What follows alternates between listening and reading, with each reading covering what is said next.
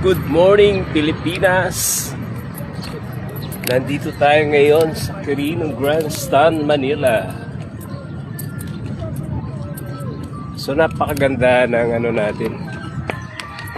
ng bansa natin. So maraming exercise, ehersisyo.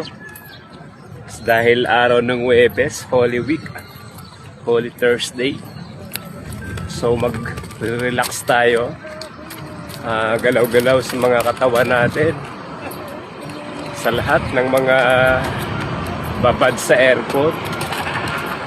Galaw-galaw yung mga katawan natin, bilad-bilad naman tayo sa init, sa sikat ng araw.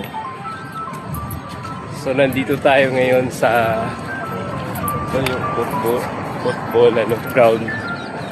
Nakikita niyo yun, guys,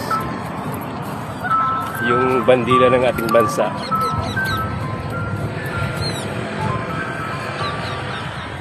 So guys, ito ang Quirino Grandstand, Manila. Matatandaan ko yung nanumpa si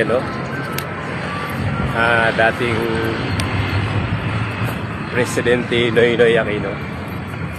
So dito witness ako.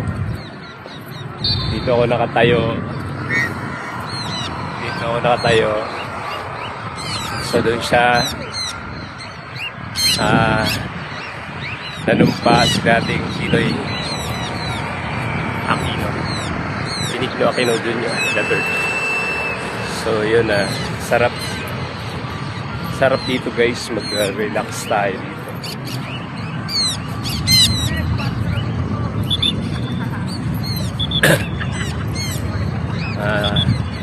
Tayong mga walang pera, dito lang tayo sa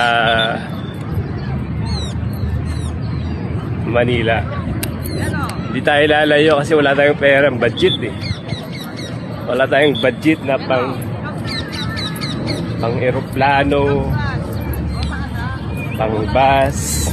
Anyway, ang totoo niyan, guys, kailangan natin magtipid kasi crisis ngayon sa bansa, sa buong mundo. So tingnan nyo, maraming nag-ano rin dito.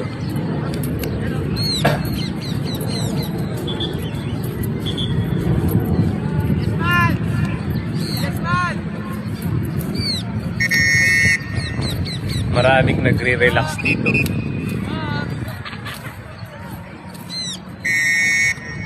Papawis tayo.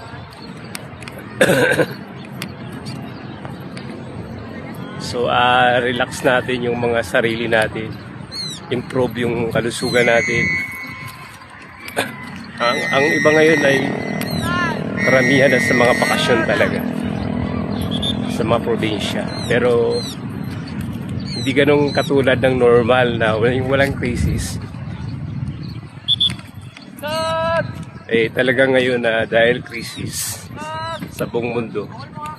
So pangilan-ilan talaga yung mga nagsisiuwian sa probinsya. Kahit nga yung mga mayayaman nagtitipid sila. So yun, guys, good morning. Yun yung pier.